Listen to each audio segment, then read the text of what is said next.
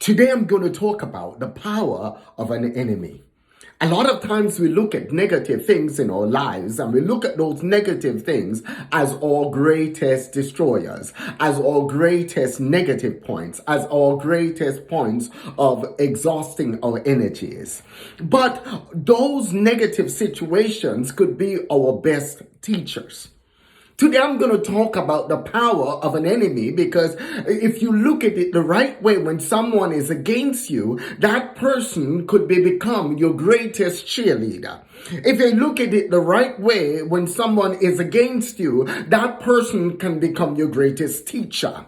You see, every single circumstance or every single situation and I'm in, I look at it as an avenue or an area in which I could grow. I'm always thinking about growth. It doesn't matter what job I'm doing, whether I'm cleaning, whether I'm serving, whether I'm helping someone, whether I'm talking to a student, talking to a coaching client, talking to different people. It doesn't matter who I am talking to. I'm learning something. A lot of times people who are above you may look at it as grunt work, but I don't look at anything as grunt work. I look at every single thing that I do as homing my craft. It's almost like sharpening a blade. The blade becomes sharper and hence more effective. That's how I look at it. So when I look at people who are against me, when I look at people who belittle me, when I look at people who have a tendency of wanting to hold me down,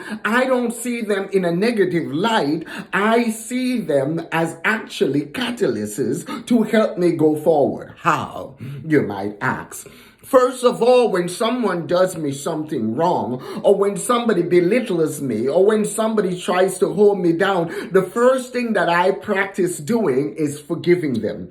I forgive them because I do not let their negativity, I do not let their precepts, I do not let what they stand for hold me in an emotional prison. I will not be imprisoned by what somebody else thinks of me. So the first thing that I do is I forgive them. I forgive them and I let it go. And I use that occasion as an occasion to grow.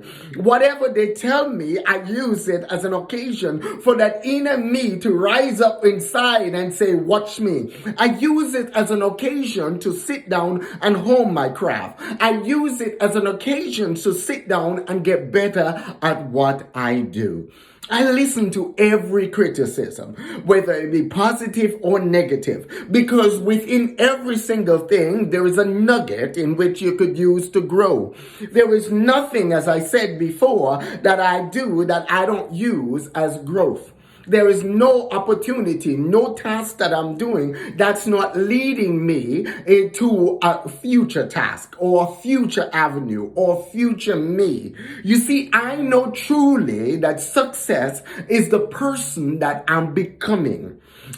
I become success. It's the person I'm becoming, the person that is being formed and formed and transformed and configured by his creator.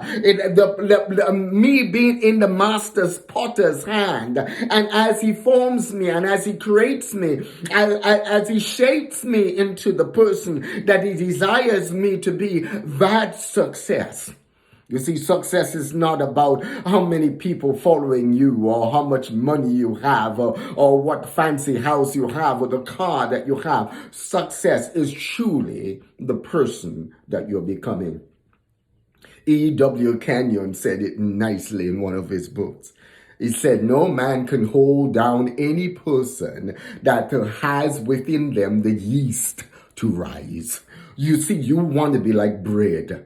You want to be able to be sit, and as you're sitting there for a time, the yeast allows you to rise. You see, the circumstances that you have, your enemies, the tough points that you have in your life should allow you to rise, should allow you to grow. You cannot look at things and look at what people are doing and use them as crutches. Oh, they belittled me, or they said something bad to me. Oh, am I feeling feelings are so hurt. No, you go and you grab a book and you start learning. If they tell you can't do your job right, you learn how to do it even better. If they tell you can't communicate with others right, you learn from the best communicators how to communicate more effectively. If they tell you can't do your homework right, you go and you sit down and you do it again, and you do it again, and you do it again. I remember once when I was practicing math problems, I used to have this huge trash can in the corner. I've spoken about that in one of my videos. And what I did when people told me I couldn't do something, I practiced the problem over and over again. Sometimes the same problem, I dissected it and dissected it and dissected it till I figured out how to do it. And then I practiced more. You gave me 10, I did 15. You gave me 15, I did 20.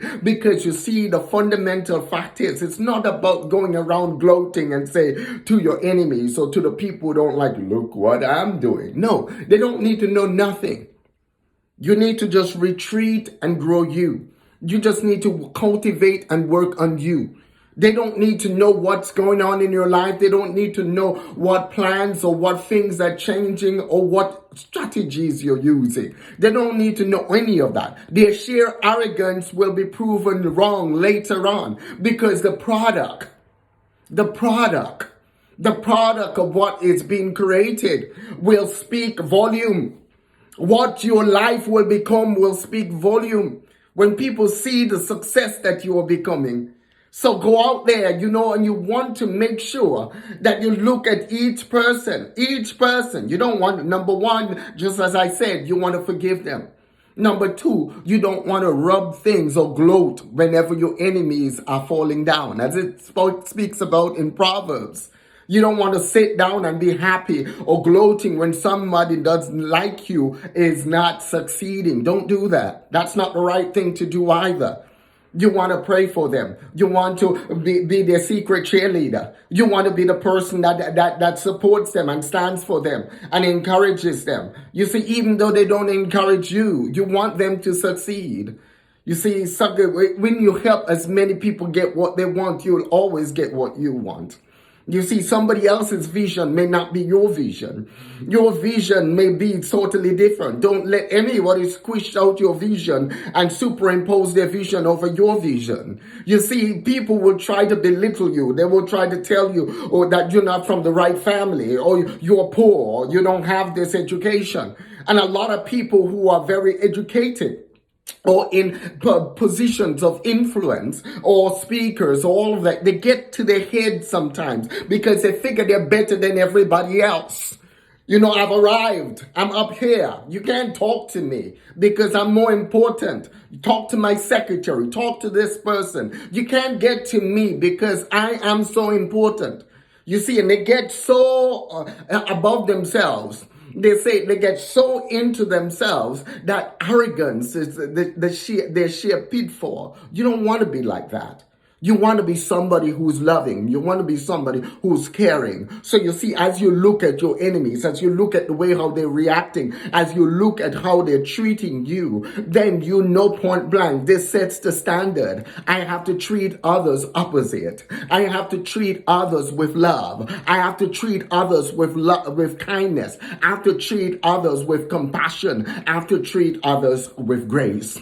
I have to treat others. I have to help others up. I have to encourage others. I have to exhort others. I have to comfort others. I have to share hope in the lives of others. I have to help other people excel. And as you help other people excel, then what happens? You're just pouring coals. You're pouring coals on the heads of your enemies. You're pouring water on their fire. You see, the best way you could extinguish someone's flame that's against you is to move forward in love. As you move forward and you move forward in love and you move forward in grace and you work on you, you forgive you love you, you care for you as an individual. Then you go out there and what you give to yourself, you're able to give to others. You're able to love on others. You're able to care for others. And you go out there and you let that humanity, you let that love, you let that grace radiate from you into all the people around you.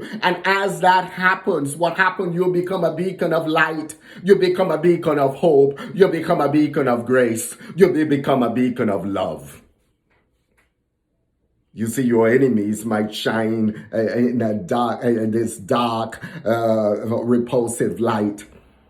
But then as you shine that bright light of love, that bright light of grace, you will find what happens. More people will be attracted to your light, because that light is shining directly from your Creator.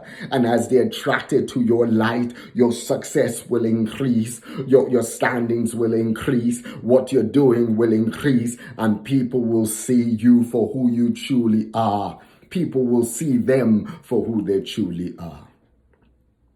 Whenever you have arrived, or you feel like you have arrived at a point in life, don't ever turn around at your enemies and tell them, look what I've done. Don't do that. Don't ever stoop to their level. Always rise above. Always be someone full of hope. Always be someone that's full of love. So go out there today and realize the power of an enemy. You see, David had a Goliath, but that Goliath propelled him to be a king.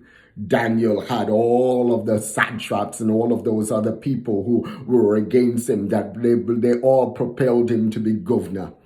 Joseph had all those people, even Potiphar's wife, that would try to lie about him and belittle him. And all of those enemies propelled him to be the governor of Egypt. The only reason you're going to get where you need to go, you can't belittle your standards or your morals. You have to stand for those key fundamental things that you stand for. And you have to move forward in love, and you have to move forward in forgiveness, and you have to move forward in grace.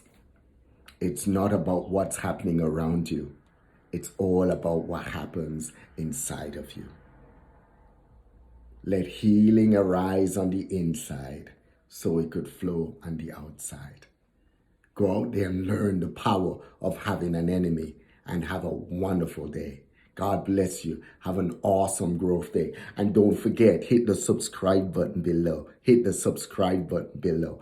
And when you hit the subscribe button, don't forget to select the bell, because by selecting the bell will give you that wonderful opportunity to be notified whenever I add a new video. God bless you.